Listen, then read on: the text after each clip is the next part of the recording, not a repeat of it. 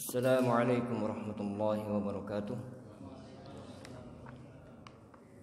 Alhamdulillah, wassalatu wassalamu ala rasulillah wa ala alihi wa ashabihi wa man tabi'ahum bi ihsanin ila yaumiddin, amma ba'd. Kepada jamaah sekalian yang dimuliakan oleh Allah, alhamdulillah, kita bersyukur pada Allah Subhanahu wa taala atas segala limpahan nikmat yang telah Allah Subhanahu wa taala berikan pada kita semua, sehingga pada kesempatan pagi hari ini kita masih bisa diberi kesempatan oleh Allah Subhanahu wa taala, diberikan waktu luang oleh Allah Subhanahu wa taala, diberikan kesehatan, diberikan nikmat Islam, nikmat iman, dan juga berbagai macam nikmat yang telah kita rasakan. Maka wajib bagi kita untuk mensyukuri nikmat yang telah Allah Subhanahu wa taala berikan pada kita. Dan Allah Subhanahu wa taala telah menyebutkan bahwasanya apa saja nikmat yang kita rasakan itu semuanya datang dari Allah Subhanahu wa taala. Allah Subhanahu wa taala berfirman, "Wa ma bikum min ni'matin fa min Allah." Apa saja yang datang dari kalian, apa saja yang datang pada kalian dari nikmat itu, maka itu semua datangnya dari Allah Subhanahu wa taala. Dan Allah Subhanahu wa taala mewajibkan kepada kita untuk mensyukuri nikmat yang telah Allah Subhanahu wa taala berikan pada kita. Hanya saja Allah Subhanahu wa taala menjelaskan bahwasanya yang dapat mensyukuri nikmat Allah Subhanahu wa taala dari para hambanya sedikit. Yang dapat mensyukuri nikmat yang telah Allah Subhanahu wa taala berikan kepada para hambanya sedikit. Allah Subhanahu wa taala menyebutkan, wa qalilun min ibadiyasy syakur, dan sangat sedikit dari para hambaku yang dapat bersyukur kepada Allah Subhanahu wa taala. Dan untuk bisa mensyukuri nikmat yang telah Allah Subhanahu wa taala berikan pada kita adalah dengan menjalankan segala bentuk ketaatan kepada Allah Subhanahu wa taala, dan juga menjalankan segala bentuk ketaatan kepada Rasulullah sallallahu alaihi wasallam. Karena Allah Subhanahu wa taala menginginkan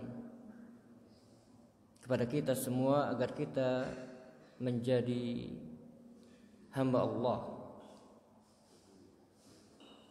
menjadi orang-orang yang hanya kepadanya beribadah.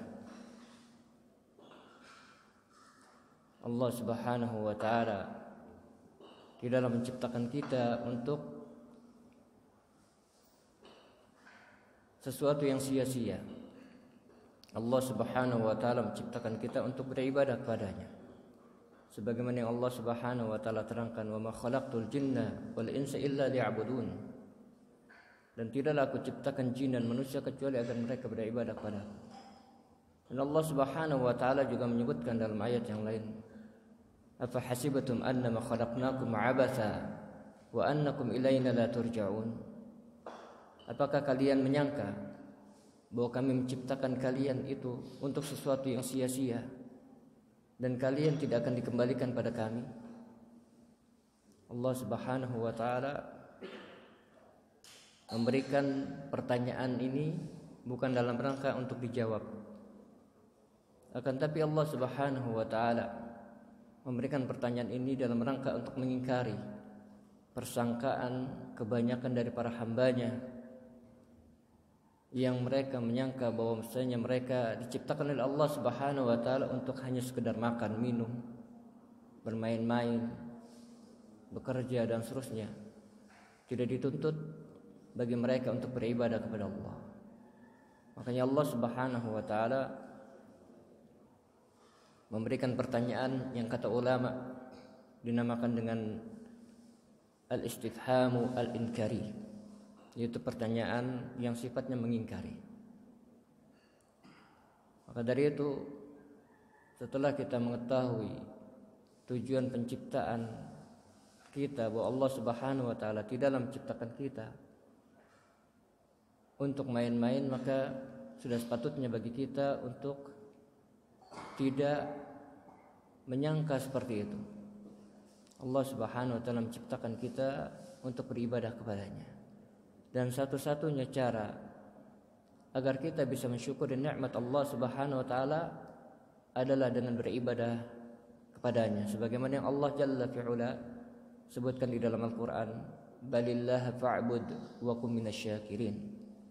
Bahkan kepada Allah sajalah hendaknya kamu wahai Muhammad beribadah, dan jadilah kamu termasuk ke dalam golongan orang-orang yang bersyukur. Allah Subhanahu wa taala menyebutkan dalam ayat ini dua hal.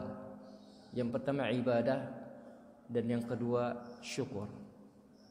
Allah Subhanahu wa taala berfirman kepada nabinya, "Balillaha fa'bud."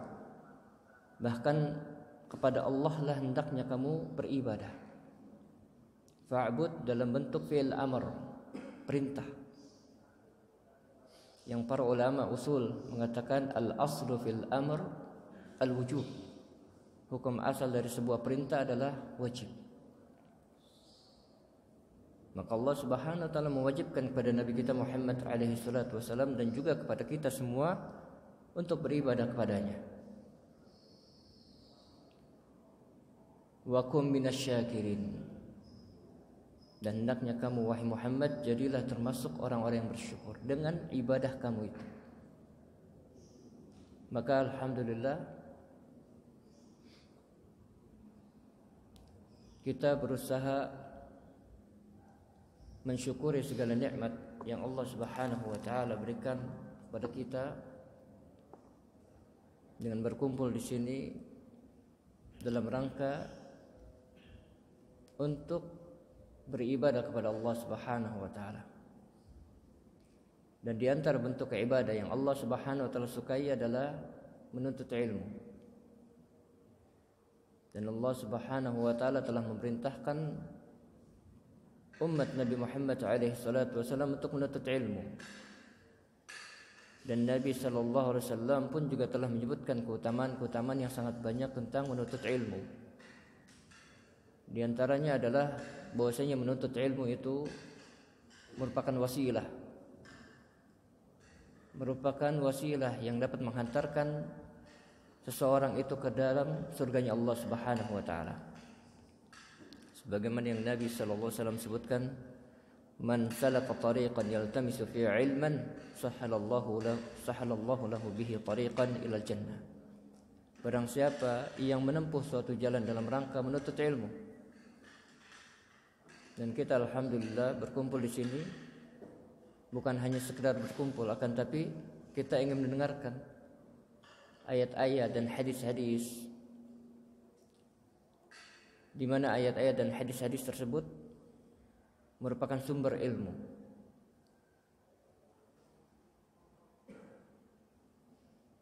Dan usaha kita duduk di masjid ini mendengarkan ayat-ayat dan hadis-hadis yang akan dibaca, ini merupakan salah satu bentuk taqarrub kepada Allah Subhanahu wa taala. Bentuk usaha kita di dalam menuntut ilmu. Dan Allah Subhanahu wa taala telah menjanjikan hal itu, yaitu telah menjanjikan pahala yang sangat besar, yang sangat banyak kepada siapa saja yang berusaha untuk menuntut ilmu Allah Subhanahu wa taala. Man salaka tariqan yaltamisu fihi ilman, barang siapa yang menempuh jalan dalam rangka menuntut ilmu, sahalallahu lahu bihi tariqan ilal jannah, maka Allah Subhanahu wa taala akan mudahkan jalannya menuju surga. Siapakah di antara kita yang tidak mau dimasukkan ke dalam surganya Allah Subhanahu wa taala? Tentunya kita semua di sini sangat menginginkan sekali agar kita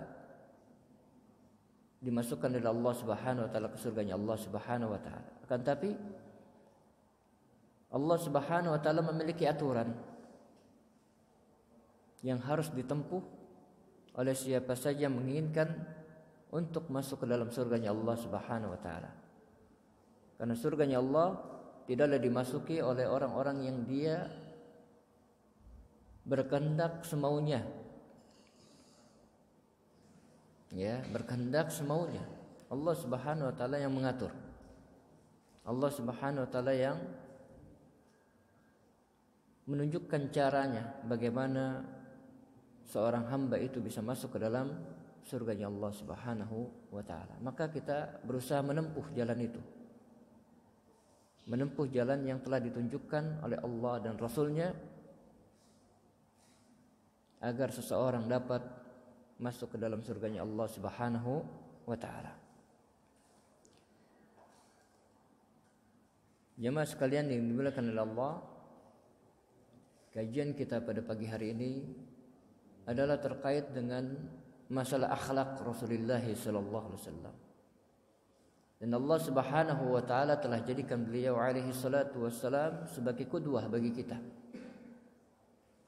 Bahkan kecintaan kepada beliau harus lebih didahulukan daripada kecintaan kita terhadap selainnya. Dan kecintaan kita terhadap beliau alaihi salatu wassalam ini merupakan tanda keimanan. Nabi sallallahu alaihi wasallam menyebutkan, la yu'minu ahadukum hatta akuna ahabba ilaihi min walidihi wa waladihi wan nasi ajma'in. Kata Nabi sallallahu alaihi wasallam, tidaklah seorang itu beriman sampai aku lebih dia cintai daripada orang tuanya, daripada anaknya, dan daripada manusia seluruhnya, bahkan daripada dirinya sendiri. Suatu ketika Umar radhiyallahu ta'ala anhu datang menemui Rasulullah sallallahu alaihi wasallam yang mengatakan, ya Rasulullah, la anta ahabbu ilayya min kulli syai'in illa min nafsi. Wahai Rasulullah, sesungguhnya engkau adalah orang yang paling aku cintai dari segala sesuatu kecuali diriku. Lalu Nabi sallallahu alaihi wasallam mengatakan, la ya Umar, la ya Umar, hatta akuna ahabba ilaika min nafsik. Tidak wahai Umar, sampai aku lebih engkau cintai daripada diri kamu sendiri. Lalu Umar radhiyallahu ta'ala anhu mengatakan, al-an ya Rasulullah, la anta ahabbu ilayya min nafsi. Lalu kata Umar radhiyallahu ta'ala anhu, sekarang engkau wahai Rasulullah adalah orang yang betul-betul aku cintai daripada diriku. Lalu kata Rasulullah sallallahu alaihi wasallam, al-an ya Umar, al-an ya Umar. Sekarang wahai Umar, sekarang wahai Umar. Yani maknanya kata para ulama, sekarang engkau baru mendapatkan kesempurnaan iman. Sekarang engkau baru mendapatkan kesempurnaan iman, yaitu dengan mencintaiku lebih dari kecintaan kamu terhadap diri kamu sendiri.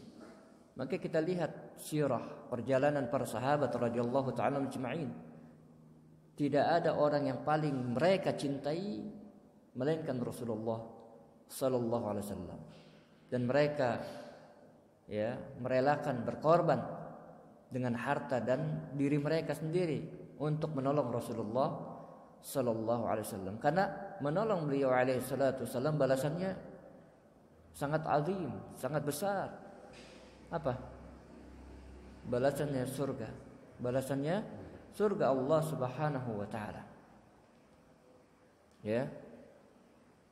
Maka dari itu tidak ada yang mereka cita-citakan di dunia melainkan mereka bercita-cita dikumpulkan oleh Allah Subhanahu wa taala dalam surga bersama Rasulullah sallallahu alaihi wasallam. Itu cita-cita mereka. Ya.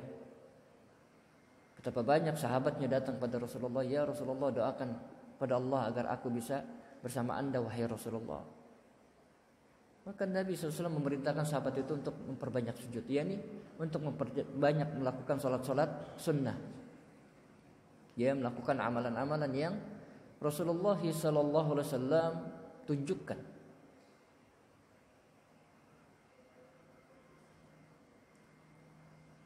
Ya, itulah yang dapat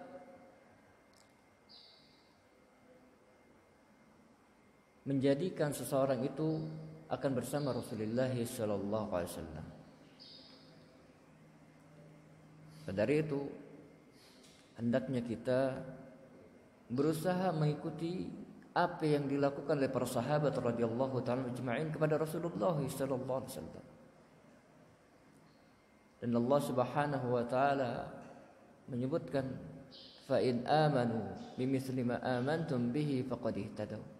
Kalau sekiranya mereka itu beriman sebagaimana kalian beriman, tentunya mereka akan mendapatkan hidayah. Para sahabat radhiyallahu ta'ala ajma'in, mereka telah mendapatkan hidayah Allah Subhanahu wa taala, dan Allah Subhanahu wa taala telah janjikan mereka dengan surga. Sedangkan kita belum ada jaminan sama sekali. Ya, sedangkan kita belum ada jaminan sama sekali. Allah Subhanahu wa taala belum menjamin kita dengan surganya. Kan tapi para sahabat radhiyallahu ta'ala ajma'in, Allah Subhanahu wa taala telah jamin mereka. Kalau kita ingin masuk surga, maka hendaknya kita mengikuti jalan mereka. Dan mereka telah mencintai Rasulullah sallallahu alaihi wasallam dengan seluruh jiwa mereka. Dan mereka menjadikan Rasulullah sallallahu alaihi wasallam sebagai qudwah untuk mereka. Nah, begitu juga dengan kita. Kita jadikan Rasulullah sallallahu alaihi wasallam sebagai qudwah untuk kita. Sebagaimana yang Allah Subhanahu wa taala terangkan, laqad kana lakum fi Rasulillahi uswatun hasanah. Sungguh telah ada pada diri Rasulullah sallallahu alaihi wasallam uswatun, suri tauladan yang baik. Akan tetapi ingat bahwa yang dapat menjadikan Rasulullah sallallahu alaihi wasallam sebagai suri tauladan tidak semua orang. Tidak semua orang. Hanya orang-orang yang Allah Subhanahu wa taala sebutkan di kelanjutan ayatnya. Allah Subhanahu wa taala berfirman, "Laqad kana lakum fi Rasulillahi uswatun hasanah liman kana yarjullaha wal yawmal akhir."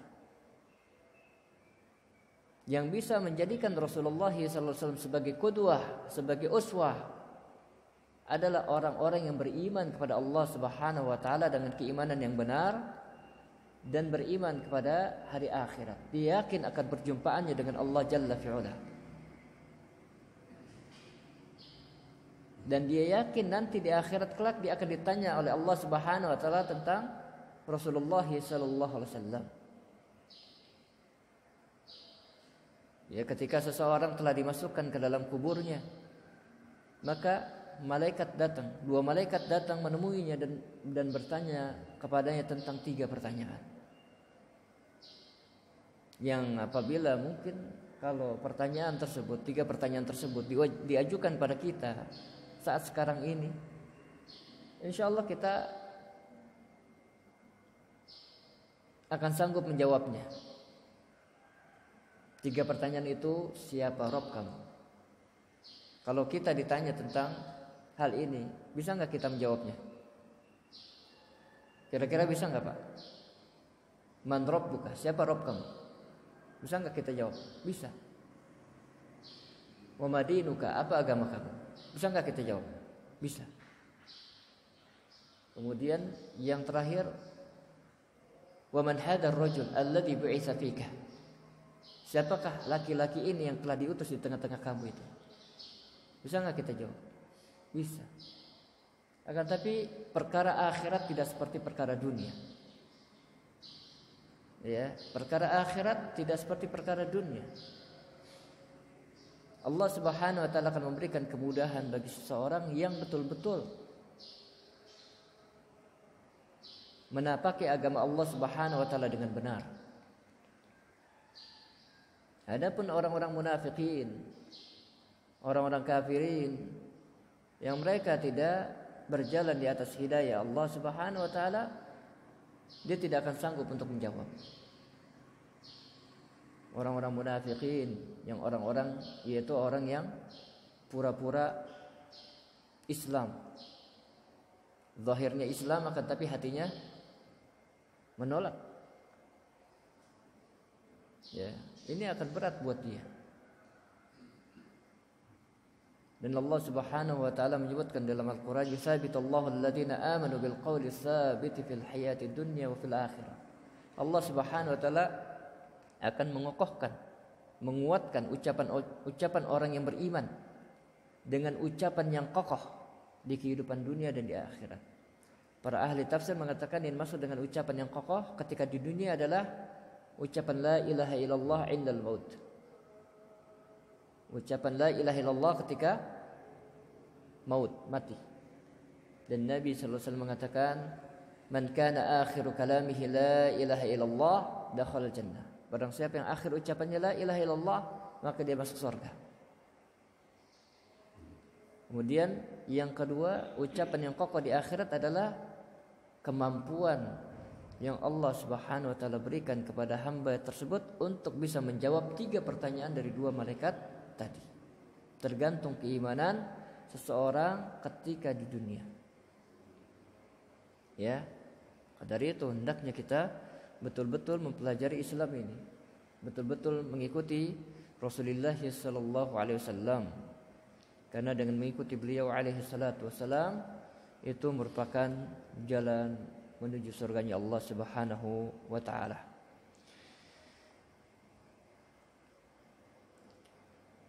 Ada sebuah hadis yang disampaikan oleh Aisyah radhiyallahu taala anha terkait dengan akhlak beliau ini. Ya, terkait dengan akhlak beliau ini. Aisyah radhiyallahu taala anha pernah bercerita. Kata beliau, "Ista'dzana rahtun minal yahud 'ala an-nabi sallallahu alaihi wasallam." Suatu ketika, kata Aisyah radhiyallahu taala anha, ada sekelompok dari orang-orang Yahudi meminta izin menemui Rasulullah sallallahu alaihi wasallam. Jadi ada beberapa orang Yahudi meminta izin kepada Aisyah radhiyallahu taala anha untuk bisa berjumpa dan bertemu dengan Rasulullah sallallahu alaihi wasallam. Ya. Faqalu, lalu ketika mereka telah berjumpa dengan Rasulullah sallallahu alaihi wasallam, mereka berkata, "Assalamu alayka." Assalamu alayka. Jadi mereka tidak mengatakan assalamu alayka, tapi mereka memplesetkan assalamu alayka. Yang artinya assam adalah kebinasaan, kematian dan segala hal yang terkait dengan itu. Jadi semoga kebinasaan menimpa Anda, semoga kematian menimpa Anda dan seterusnya. Demikianlah orang-orang Yahudi. Ya. Mereka sangat berani kepada Allah Subhanahu wa taala. Bahkan mereka berani mengatakan wallahu faqirun wa nahnu al-aghniya. Allah itu fakir, kita ini yang kaya. Ya, maka dengan sebab kedurhakaan mereka, Allah Subhanahu wa taala rubah mereka menjadi babi dan kera. Dan Allah Subhanahu wa taala sebutkan hal ini di dalam Al-Qur'an. Dan di antara perbuatan mereka yang Allah Subhanahu wa taala sebutkan di dalam Al-Qur'an, yaitu mereka berani merubah kitab Taurat ya dengan tangan-tangan kotor mereka. Ada kalanya mereka tambahkan huruf-huruf yang ada di dalam kitab Taurat itu di kalimat-kalimatnya, ada kalanya mereka hilangkan. Yang Allah Subhanahu wa taala istilahkan dengan tahrif. Allah Subhanahu wa taala menyebutkan yuharrifunal kalima an mawadhi'ihi. Mereka merubah ucapan-ucapan Allah itu dari tempat-tempatnya. Ya. Allah Subhanahu wa taala telah perintahkan Nabi Musa alaihi salatu wassalam untuk mengatakan kepada mereka agar mereka mengucapkan hittah. Agar mereka mengucapkan apa? Hittah. Yang artinya dalam bahasa Arab itu adalah semacam istighfar. Kan hittah ini adalah bahasa Ibrani. Lalu apa yang mereka lakukan? Apakah mereka mengucapkan hittah sebagaimana yang diperintahkan oleh Allah Subhanahu wa taala kepada Nabi Musa alaihi salatu wassalam yang Nabi Musa alaihi salatu wasalam, kata Nabi Muhammad sallallahu alaihi wasallam, beliau adalah orang yang paling sabar. Karena beliau banyak diganggu oleh kaumnya. Ya. Mereka tidak mengucapkan hittah, akan tapi mereka menambahkan huruf nun dengan mengatakan hintah. Dengan mengatakan apa? Hintah. Yang artinya semacam makanan. Jadi mereka ketika itu sedang diusir, sedang terusir, sedang dijajah oleh Firaun, dan mereka sedang dikejar-kejar oleh Firaun. Yang mereka butuhkan saat itu, menurut sangkaan mereka, adalah makanan. Kami ini tidak membutuhkan itu, hittah, enggak, kami enggak membutuhkan hittah. Yang kami butuhkan makanan.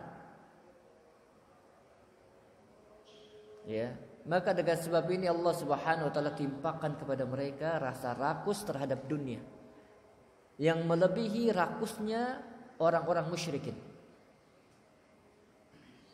Allah Subhanahu wa taala menyebutkan di dalam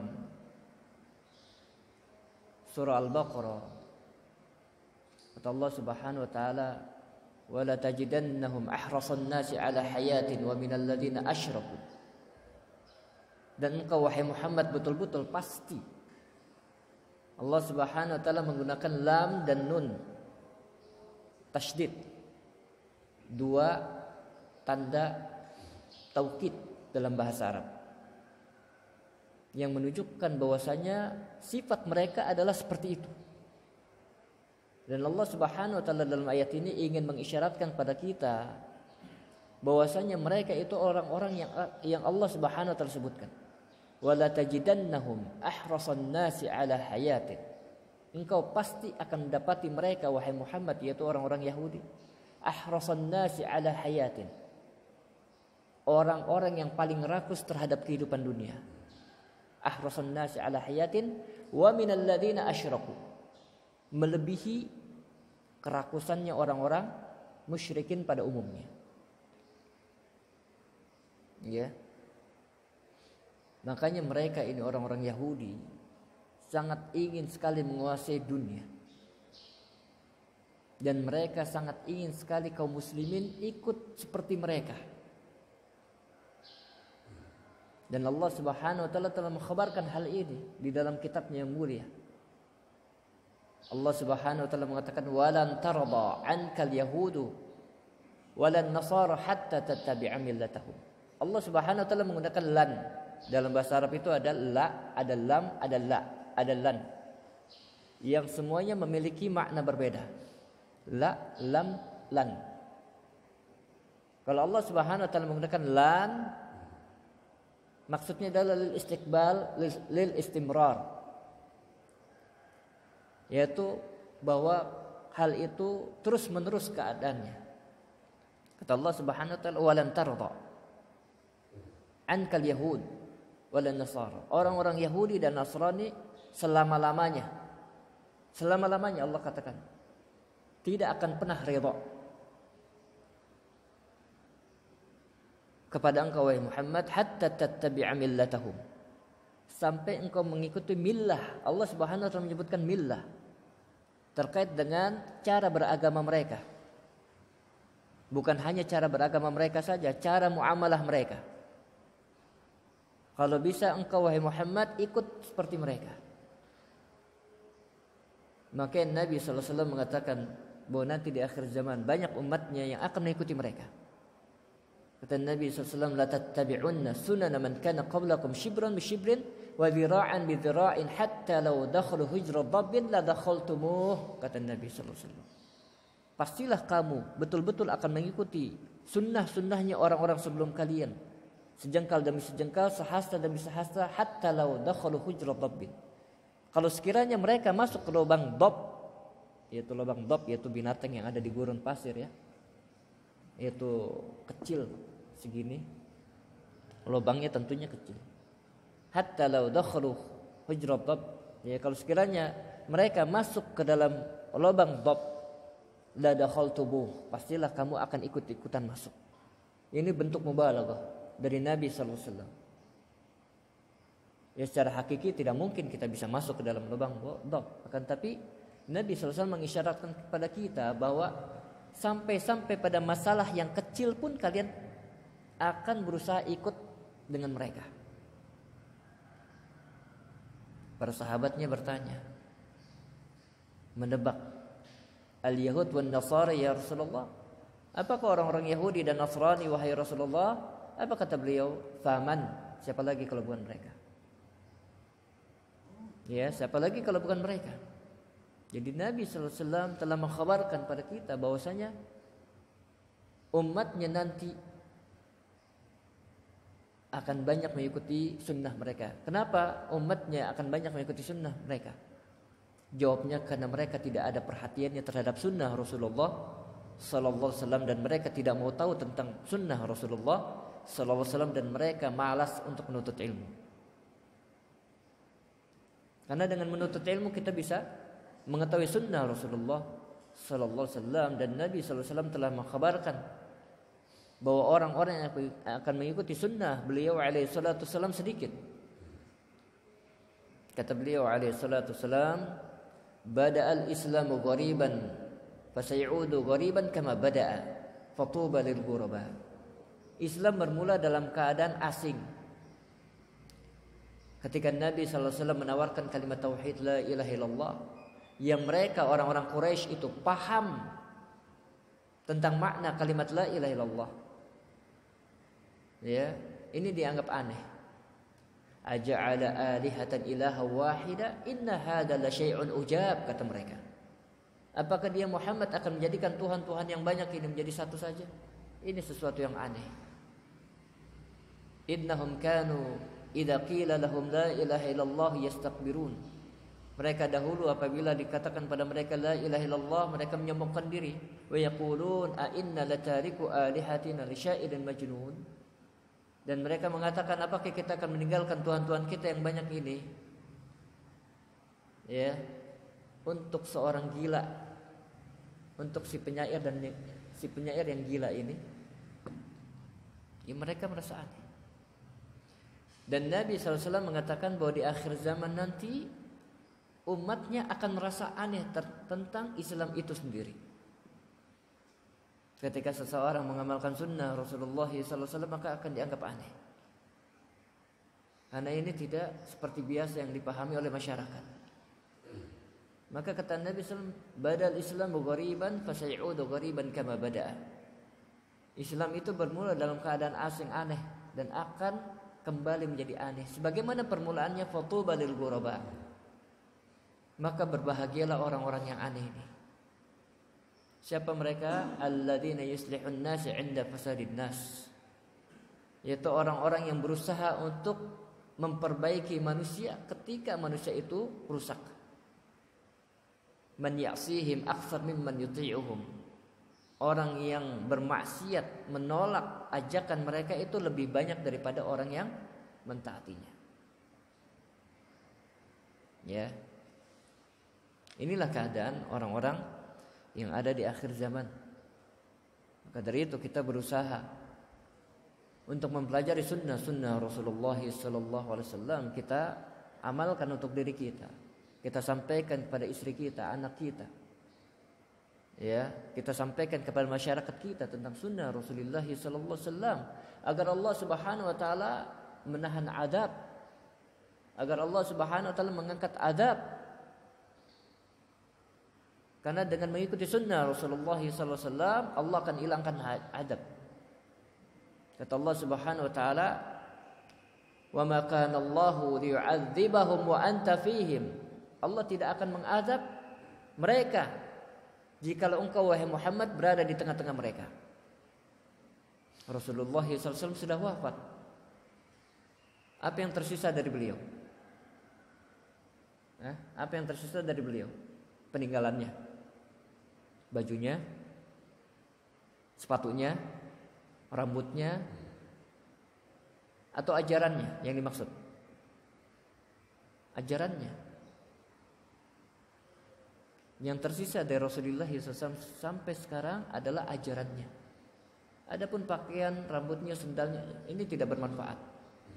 Yang bermanfaat adalah ajarannya. Ketika masyarakat itu mempraktekkan sunnah Rasulullah SAW, maka Allah Subhanahu wa taala tidak akan adab. Allah Subhanahu wa taala akan tahan adab itu. Dan termasuk adab Allah Subhanahu wa taala adalah corona ini. Maka dari itu jangan kita sebut ayo lawan corona lah, akan tapi praktekkan sunnah Rasulullah sallallahu alaihi wasallam dan istighfar kepada Allah Subhanahu wa taala. Wa ma kana Allahu li'adzibahum wa anta fihim wa ma kana Allahu mu'adzibahum wa hum mustaghfirun. Kata Allah. Allah tidak akan mengadab mereka ya selama engkau wahai Muhammad berada di tengah-tengah mereka. Dan Allah tidak akan mengadab mereka selama mereka beristighfar kepada Allah Subhanahu wa taala.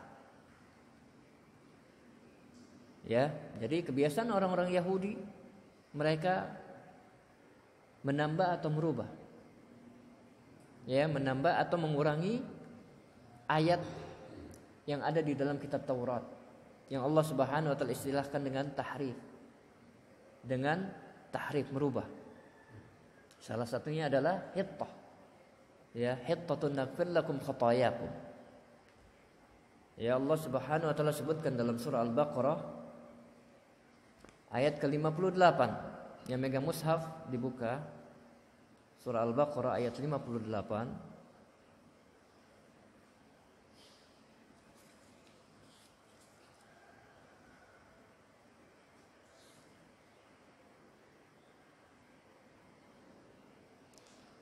Kata Allah Subhanahu wa taala, "Wa idz qulna dkhulu hadhihi al-qaryata faqulu minha haitsu syi'tum ragadan wadkhulul baba sujjada."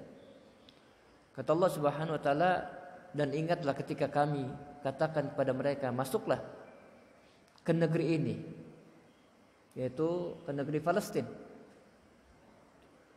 Ya. Faqulu minha haitsu syi'tum ragadan. Makanlah dari rezeki yang Allah Subhanahu wa taala berikan pada kalian sesuka kalian. Wadkhulul baba sujjada, dan masuklah melalui pintu itu dengan membungkuk, dengan bersujud. Wa qulu hittatun naghfir lakum khatayakum. Wa qulu hittatun naghfir lakum khatayakum. Dan ucapkanlah kalian hittah. Dan ucapkanlah kalian hittah. Naghfir lakum khatayakum. Kami akan ampuni kalian kesalahan-kesalahan kalian. Ya. Wa sanazidul muhsinin, dan kami akan tambahkan kebaikan itu kepada orang-orang yang berbuat baik. Kemudian ayat selanjutnya Allah Subhanahu wa taala menerangkan, fabaddalal ladzina zalamu qawlan ghairal ladzi qila lahum. Lalu mereka merubah, mengganti. Maka orang-orang zalim itu mengganti, merubah. Ya. Fabaddalal ladzina zalamu qawlan ghairal ladzi qila lahum. Lalu mereka merubah, ya, ucapan yang bukan apa yang mereka diperintahkan dengannya. Mereka diperintahkan untuk mengucapkan hittah, tapi mereka menggantinya dengan hintah. Dengan hintah. Ini kerjaannya orang-orang Yahudi. Mereka akan berbuat apa saja demi hawa nafsu mereka. Ya, sampai-sampai namanya kitab Taurat mereka rubah. Ya. Dan di dalam Islam pun juga ada kelompok-kelompok yang perjalanannya seperti perjalanan orang-orang Yahudi. Yaitu kelompok Jahmiyah. Ya, pencetusnya adalah Jahm bin Safwan. Jahm bin Safwan yang menolak seluruh sifat-sifat Allah Subhanahu wa taala. Bahkan mereka menolak nama-nama Allah Subhanahu wa taala. Ya, mereka mengganti lafaz istawa menjadi istaula dengan ditambahkan huruf lam pada kalimat istawa. Ya, fastawa 'alal arsy. Mereka ganti Ar-Rahmanu 'alal arsy istawa. Mereka ganti Ar-Rahmanu 'alal arsy istawla. Istawa dengan istawla maknanya berbeda. Kalau kita ucapkan istawla dengan lam, maka dengan tanpa sadar kita telah menyekutukan Allah Jalla fi'ula. Karena dalam ucapan ini maknanya adalah Ar-Rahman yang telah mengalahkan seluruh Tuhan-Tuhan itu yang berada di atas langit. Maka tidak boleh kita tahrifkan hal ini. Ya, tidak boleh kita tahrifkan hal ini. Faqultu, lalu Aisyah radhiyallahu ta'ala anha mengatakan, aku pun berkata, bal alaikumussalam wa la'nah. Bahkan kematian dan laknat itulah yang seharusnya menimpa kalian. Jadi Aisyah radhiyallahu ta'ala anha marah. Dan tentunya kemarahan beliau radhiyallahu ta'ala anha adalah kemarahan yang timbul dari keimanan. Ya, yang timbul dari keimanan, dan seharusnya kita juga seperti itu. Marah dan benci kita karena keimanan, bukan karena hawa nafsu kita. Dan Nabi sallallahu alaihi wasallam menyebutkan bahwasanya siapa saja yang dia marah dan benci karena Allah Subhanahu wa taala, maka itu merupakan tanda kesempurnaan imannya. Kata Nabi sallallahu alaihi wasallam, man ahabba fillah wa abghadha fillah wa mana'a fillah wa a'ta fillah faqad istakmala imanuh.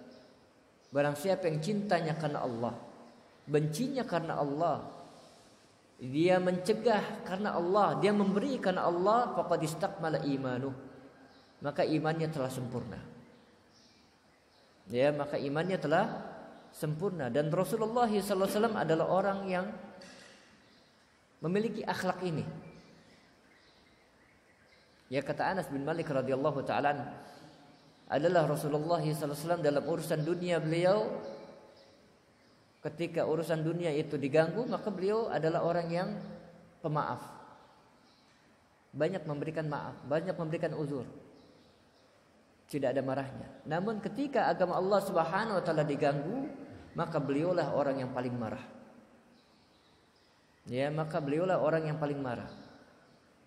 Aisyah radhiyallahu ta'ala pernah menceritakan suatu ketika Rasulullah SAW masuk menemui beliau di rumah beliau.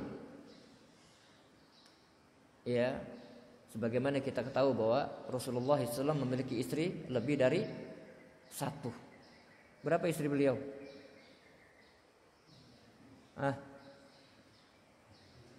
Berapa, Pak? Ada yang tahu nggak nih? Istri beliau berapa? Waduh, kurang baca sejarah nih kayaknya. Ada pelajaran sejarah nggak di sini? Istri beliau berapa? 11. Ya, tersisa 9 di akhir kehidupan beliau. Yang 2 meninggal duluan. Khadijah. Ya. Dan satu lagi Maria Al-Qibtiyah. Ya. Istri beliau 11. Tapi ini khusus untuk beliau. Adapun kita diperbolehkan berapa? Paling hafal kalau udah begini. Paling hafal udah. Ya, berapa? 4. Iya. Fankihu ma taba lakum minan nisa'i masna wa thulatha wa ruba'. Nikahilah oleh kalian wanita-wanita yang kalian suka. 2. Allah Subhanahu wa taala langsung memulainya dengan 2. 2, 3 atau 4. Fa in khiftum alla ta'dilu fawahidah. Tapi kalau kalian takut tidak bisa berlaku adil, 1 saja. Ya, 1 saja. Jadi Rasulullah SAW masuk menemui salah seorang istrinya, itu Aisyah radhiyallahu ta'ala anha, dan mendapati hordengnya Aisyah itu bergambar makhluk. Maka Nabi SAW menampakkan kemarahannya kepada Aisyah radhiyallahu taala anha, dan Aisyah tahu tentang hal ini. Lalu Aisyah radhiyallahu taala anha bertanya kepada Rasulullah SAW, "Madza bika ya Rasulullah? Astaghfirullah wa atubu ilaih." Apa yang terjadi pada diri Anda wahai Rasulullah? Aku beristighfar kepada Allah dan aku bertobat kepada Allah. Kata Nabi SAW, "Inna asyaddan nasi adaban yaumal qiyamah al-musawwirun." Sesungguhnya orang yang paling keras adabnya nanti pada hari kiamat adalah tukang gambar. Tukang gambar makhluk. Kata Nabi SAW, Inna asyaddan nasi adaban yaumal qiyamah al-musawwirun. Sesungguhnya orang yang paling keras adabnya nanti pada hari kiamat ini tukang gambar ini.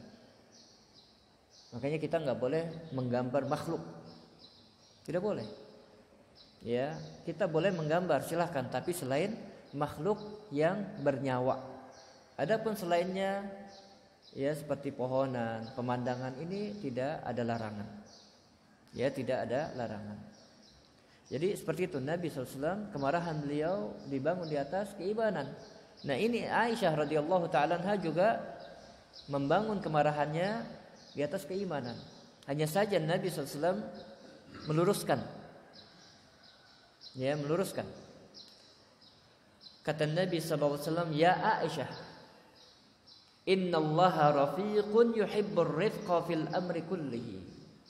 Wahai Aisyah, sesungguhnya Allah itu maha lembut dan menyukai kelembutan pada segala urusannya.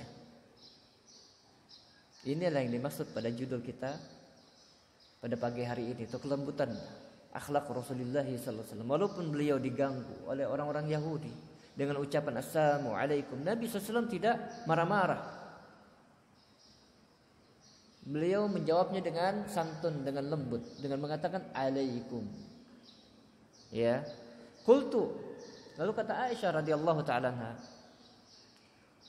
"Awalam tasma' ma qalu?" Wahai Rasulullah, apakah Anda tidak mendengar apa yang mereka ucapkan itu? Barangkali Anda tidak mendengar. Ya.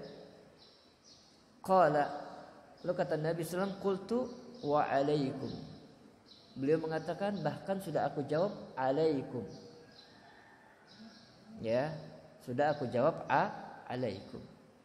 Jadi di jawaban, kalau kita dengar orang-orang kafir mengucapkan, memplesetkan salam itu kepada kita, ya, tapi kita jangan mendahulukan mengucapkan salam kepada mereka. Ini tidak boleh. Kata Nabi SAW, "La tabda'ul yahuda wan nasara bis salam." Jangan kamu mulai mendahulukan salam kepada orang-orang Yahudi dan Nasrani. Tidak boleh. Tapi kalau mereka mengucapkan salam kepada kita dengan salam yang kita dengar, yang sudah kita ketahui, Assalamualaikum dengan lam, maka kita ucapkan Waalaikumsalam warahmatullahi wabarakatuh. Kalau kita ingin mendahulukan, kita katakan sebagaimana Allah Subhanahu wa taala mengajarkan Nabi Musa alaihissalatu wassalam, ya, kepada Fir'aun dengan mengatakan salamun ala man ittaba'al huda. Sebagaimana yang Nabi SAW lakukan kepada Raja Heraklius ketika beliau mengirimkan surat kepada raja-raja dunia ketika itu. Di antaranya adalah Raja Heraklius. Salamun ala man ittaba'al huda. Keselamatan bagi orang yang mengikuti hidayah. Namun mengucapkan salam assalamualaikum warahmatullahi ini tidak boleh. Tidak boleh kita mendahulukan orang-orang Yahudi atau orang-orang Nasrani atau orang-orang kafir yang lain. Dia dengan mengucapkan salam. Nah, kalau kita dapati mereka memplesetkan salam itu assalamualaikum, ya, maka kita jawab alaikum. Dah, enggak usah marah-marah. Kenapa kita enggak usah marah-marah? Nabi SAW tidak marah ini. Nabi SAW tidak dasar, ya, kalian adalah saudara-saudaranya babi, saudara-saudara kera. Allah Subhanahu wa taala merubah mereka jadi babi dan kera. Nabi SAW tidak berbuat seperti itu. Nabi SAW hanya mengucapkan alaikum. Ya, alaikum. Ya, karena orang-orang kafir, kata Allah Subhanahu wa taala, mereka adalah orang-orang bodoh. Dan Nabi sallallahu alaihi wasallam pernah menceritakan salah seorang nabi yang disakiti oleh kaumnya, ditimpuki dan seterusnya. Kemudian nabi ini mengatakan, Allah maghfir li qaumi, wahai Allah ampunilah kaumku, li'annahum qaumun la ya'lamun, karena mereka adalah orang-orang yang bodoh. Karena mereka adalah orang-orang yang bodoh. Dan kita lihat bagaimana Nabi kita Muhammad SAW, rahmat beliau, rahimnya beliau, kasih sayangnya beliau terhadap umatnya, ketika beliau diganggu ketika berdakwah di Taif.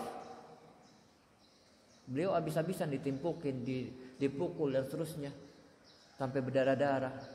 Kemudian Nabi SAW keluar Taif. Lalu datanglah malaikat Jibril alaihi salatu wassalam dengan mengatakan, sesungguhnya Rabb kamu wahai Muhammad mengetahui apa yang dilakukan kaummu terhadapmu. Dan ini ada malaikat gunung yang Allah Subhanahu wa taala utus kepada kamu. Silahkan kamu melakukan apa yang kamu inginkan agar malaikat gunung itu melakukannya kepada mereka. Apakah Nabi sallallahu alaihi wasallam marah terhadap orang-orang Taif itu, balas dendam kepada orang-orang Taif itu? Jawabnya tidak.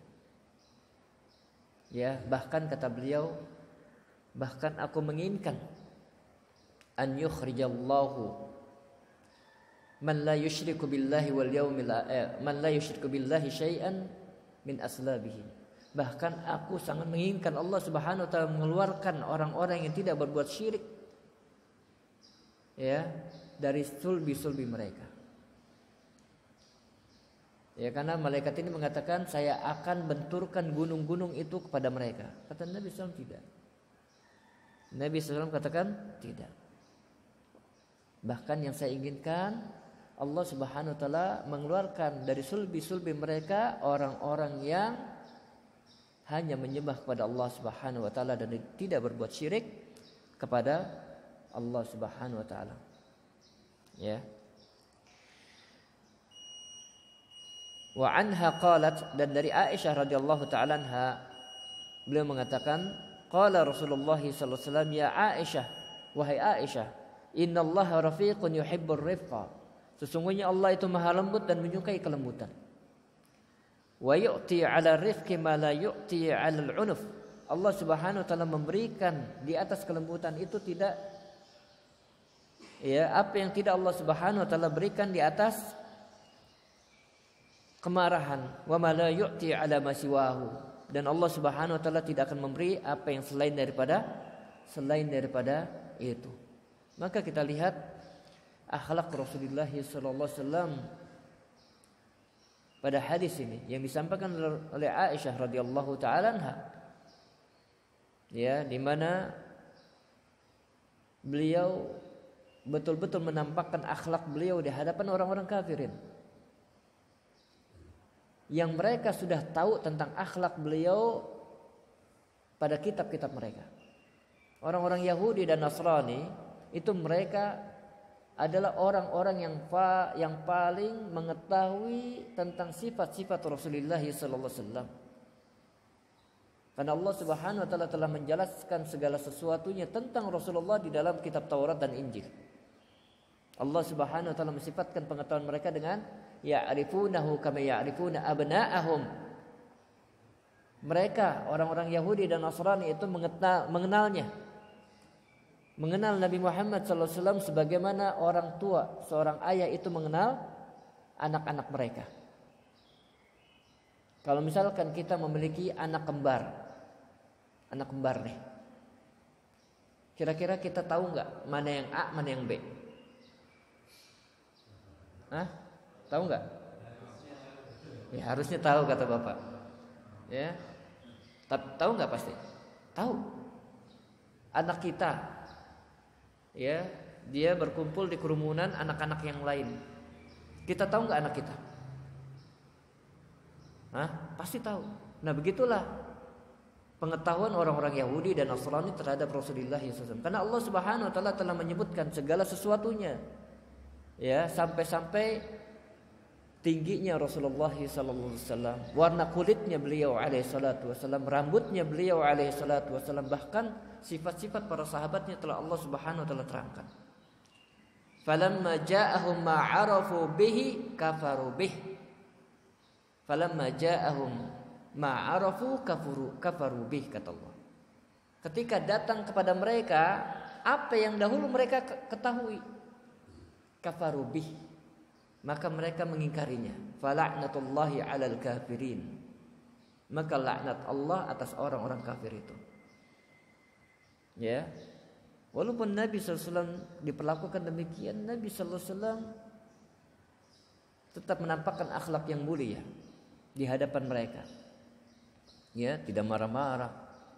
Ya, tidak mengatakan ucapan-ucapan yang kotor, ucapan-ucapan yang keji dan seterusnya. Karena itu bukanlah akhlak seorang muslim.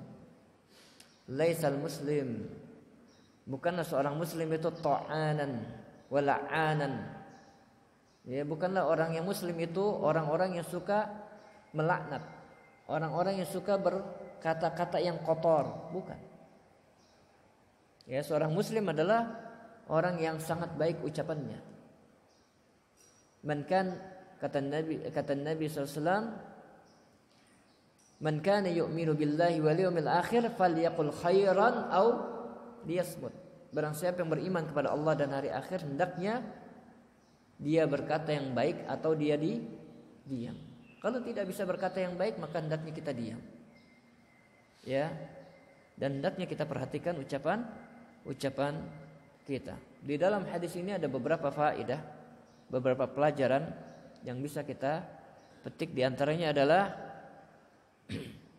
di dalam ayat ini, di dalam hadis ini menunjukkan bahwasanya orang-orang Yahudi adalah orang-orang yang sangat membenci kaum muslimin, dan mereka akan berusaha mengutus para delegasi mereka, ya, utusan-utusan mereka untuk masuk ke dalam tubuhnya kaum muslimin dengan berpura-pura menjadi seorang muslim, seperti yang dilakukan oleh Abdullah bin Saba al-Yahud. Ya, dia orang Yaman, tapi dia beragama Yahudi, dan dia menampakkan Islam pada zaman kekhalifahan Utsman bin Affan radhiyallahu taala. Akan tapi cuma zahirnya aja Islam. Dan orang ini sangat pandai berbicara. Ya, sehingga dia dapat mempengaruhi banyak manusia. Akan tapi yang terpengaruh oleh dia adalah orang-orang bodoh. Dia datang ke Hijaz, dia datang ke Basrah, dia datang ke Kufah, ke Syam dia enggak mampu. Karena di Syam ada sahabat yang mulia, yaitu Muawiyah bin Abi Sufyan. Dan umumnya orang-orang Syam itu berilmu. Adapun orang Basrah dan orang Kufah, umumnya mereka adalah orang-orang yang bodoh. Ketika tidak sanggup ke Syam, dia ke Mesir. Ya. Lalu mereka dihasut. Orang Basrah, orang Kufah, orang Mesir dihasut oleh Abdullah bin Saba. Sehingga bangkitlah kemarahan mereka. Ya, sehingga bangkitlah kemarahan mereka, dan sehingga akhirnya mereka sepakat untuk berkumpul dan datang ke Madinah dalam rangka melengsarkan Utsman bin Affan. Dan inilah demo yang pertama yang dilakukan pada umat Nabi Muhammad SAW. Atas gagasan siapa demo ini? Orang Yahudi nih, Abdullah bin Saba, menghasut orang Basrah, orang Kufah, orang Mesir, dengan mengatakan bahwa Utsman nepotisme, memperkaya diri. Ya, ketika itu orang-orang Basrah dalam keadaan umumnya mereka diliputi dengan kemiskinan, maka mereka dapat terpengaruh. Datanglah mereka ke Madinah dan mengepung rumah Utsman bin Affan. Dan beliau radhiyallahu ta'ala tidak sanggup untuk keluar rumah selama 20 hari untuk mengimami salat jamaah kaum muslimin. Karena dahulu yang mengimami salat jamaah kaum muslimin itu imam. pemimpin. Ya, pemimpin, bukan imam salat ya maksudnya. Pemimpin kaum muslimin. Ya, yang berakhir dengan kematiannya Utsman bin Affan radhiyallahu taala. Ya, yang berakhir dengan kematiannya Utsman bin Affan radhiyallahu taala. Saya punya kitab namanya Asy-Syiah wa Tasyayyu'. Ini kitabnya, Syiah wa Tasyayyu', yaitu tentang orang-orang Syiah. Bagaimana Abdullah bin Saba diceritakan di sini, ya, memprovokasi orang-orang Basrah, orang-orang Kufah, orang-orang Mesir untuk membenci pemimpinnya. Ya. Untuk membenci pemimpinnya. Siapakah pemimpin yang tidak ada kekurangan pada umat ini selain Rasulullah? Ada enggak? Hah? Pasti ada. Selain Rasulullah SAW tidak maksum.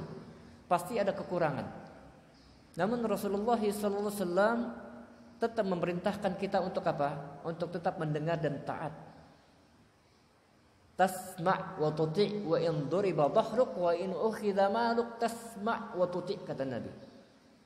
Engkau hendaknya tetap mendengar dan taat walaupun punggung kamu dipukul, walaupun harta kamu diambil. Tasma' wa tuti'. Kamu dengar dan taat. Sabar terhadap kezaliman mereka. Ya, para tabi'in pernah datang pada Abdullah bin Mas'ud radhiyallahu ta'ala terkait dengan kekejaman Hajjaj bin Yusuf. Hajjaj bin Yusuf ini kerjaannya tiap hari jadi Hajjaj bin Yusuf ini kerjaannya tiap hari sukanya bunuh orang. Jadi kalau dia nggak bunuh orang, ya dia nggak tenang tuh. Hajjaj bin Yusuf, ya, gubernur Madinah. Jadi ada saja alasan yang dicari-cari supaya dia bisa bunuh orang. Ya, maka tabi'in ini datang pada Abdullah bin Mas'ud, seorang sahabat yang mulia. Ya, mengadukan tentang Hajjaj bin Yusuf. Apa yang mesti mereka lakukan? Kata Abdullah bin Mas'ud, isbiru, bersabarlah kalian. Fa innahu la ya'ti 'alaikum zamanun illa walladhi ba'dahu syarrun min wa ana sami'tuhu min nabiyikum. Kata Abdullah bin Mas'ud, sabarlah kalian. Tidaklah akan datang suatu zaman melainkan zaman setelahnya akan lebih buruk daripada zaman sebelumnya, dan aku telah mendengar hal ini dari nabi kalian. Lalu mereka pun bersabar dan akhirnya Hajjaj bin Yusuf diwafatkan oleh Allah Subhanahu wa taala. Dan akibat dari kesabaran mereka, Allah Subhanahu wa taala ganti untuk mereka pemimpin yang adil setelahnya. Siapa?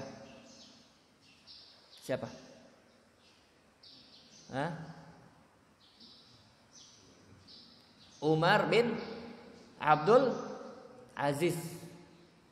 Ada yang pernah dengar? Umar bin Abdul Aziz.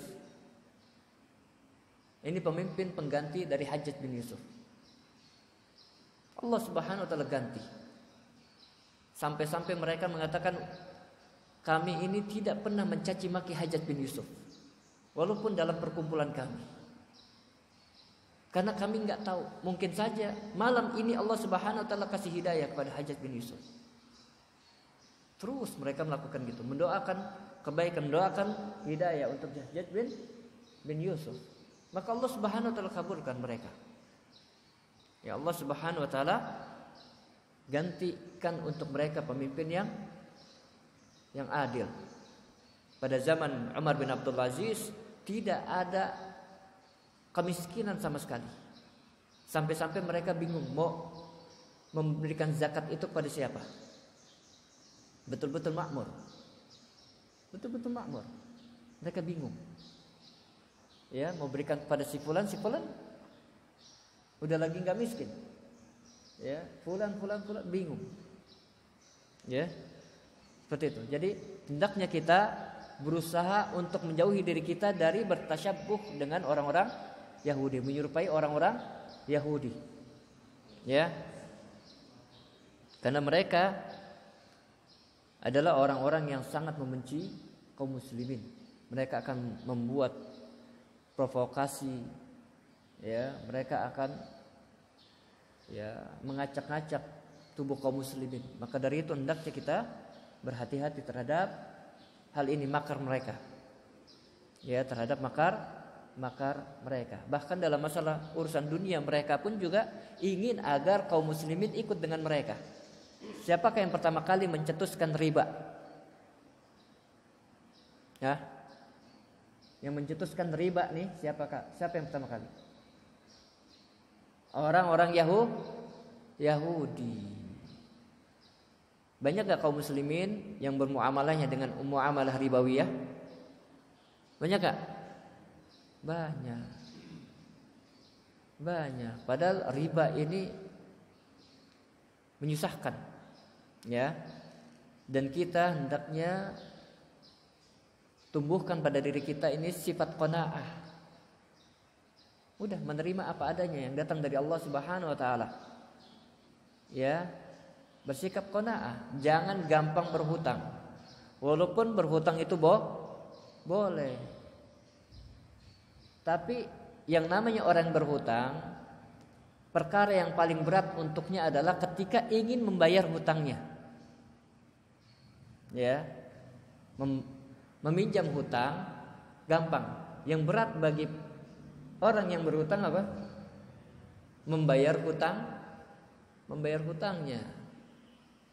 Kadang kita tar dulu deh. Ya. Padahal udah jatuh tempo. Makanya jangan gampang berhutang. Kemudian juga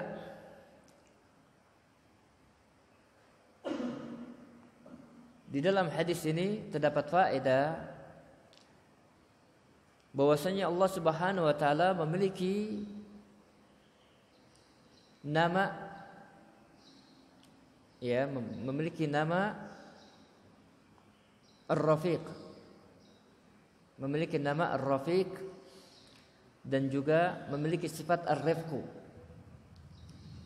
Allah Subhanahu wa taala memiliki nama Zat yang maha lembut dan juga memiliki sifat yang lembut. Dan kita hendaknya menetapkan nama-nama ini dan sifat-sifat ini. Dan juga Allah Subhanahu wa taala memiliki sifat mahabbah yang wajib bagi kita untuk menetapkannya. Dan di dalam hadis ini juga terdapat pelajaran bahwasanya orang-orang kafir dan orang-orang yang sejalan mereka akan berusaha membuat makar, membuat tipu daya kepada kaum muslimin. Ya, kepada kaum muslimin. Dan hendaknya kalau kita sudah mengetahui hal ini, hendaknya kita berhati-hati terhadap mereka. Dan kita berusaha menolak tipu daya mereka dengan mempelajari sunnah-sunnah Rasulullah sallallahu alaihi wasallam, dan kita berusaha menyampaikan sunnah-sunnah Rasulullah sallallahu alaihi wasallam tersebut kepada masyarakat kita. Ya, dan apa yang ada di sisi Allah Subhanahu wa taala itulah yang lebih baik, dan apa yang ada di sisi mereka itu akan dapat membawa kita ke dalam kebinasaan dan ke dalam nerakanya Allah Subhanahu wa taala. Oleh karena itu, jangan kita kagum terhadap mereka, ya. Biarkan mereka dengan dunia mereka. Ya, walaupun kita ya di dunia tentunya kita butuh dunia, kan, tapi dunia kita tidak seperti dunia mereka. Allah Subhanahu wa taala telah jadikan surga untuk mereka dunia ini. Nabi SAW katakan apa? Ad-dunya sijnul mu'min wa jannatul kafir. Yang namanya dunia itu surganya untuk orang-orang kafir dan penjaranya orang-orang mukmin. Biarkan mereka ya menikmati dunia. Ya, kehidupan yang sebentar, sedikit. Mata'un qalil kata Allah Subhanahu wa taala. Sedangkan kita, tempat kita ini bukan di sini. Tempat kita adalah di akhirat. Maka hendaknya kita mencita-citakan diri kita untuk bisa meraih akhirat.